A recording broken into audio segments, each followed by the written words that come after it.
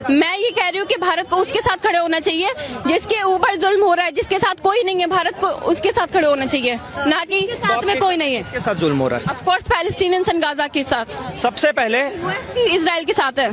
सुनने की हिम्मत रखते हो ना मैम? फैक्ट पे बात करेंगे, ठीक है।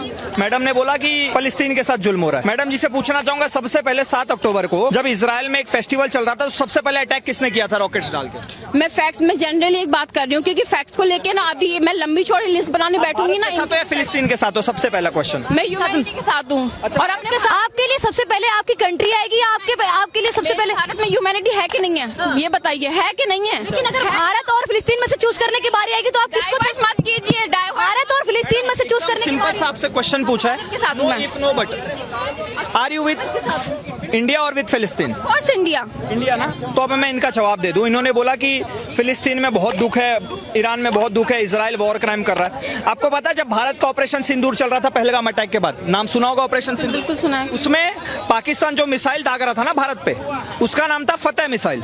और फतेह मिसाइल आती कहां से? उसका मैन्युफैक्चरर है ईरान। तो एक तरफ ईरान मिसाइल दे रहा है पाकिस्तान को कि हमारे भारत पे मारो, सुनते रहना मैम। और दूसरी तरफ जो भारत यूज कर रहा था ना, जिसमें आता है स्पाइस बॉम्ब, जिसमें आता है हरूप ड्रोन, जिसमें आता है MRSAM मिसाइल है, जिसमें आता है बराक 8 मिसाइल, जिससे हम अपने भारत को डिफेंड कर रहे थे, वो हमें दिया था इजराइल ने। तो अब पत्रकार महोदय आप और ये मोहतरमा ये मुझे बता दें कि हम किसका समर्थन करें? उस इजराइल का जिसने हमारे भारत को डिफेंड करने में हमारी पूरी मदद करी है, चाहे वो 1971 वॉर हो, चाहे 1999 वॉर हो।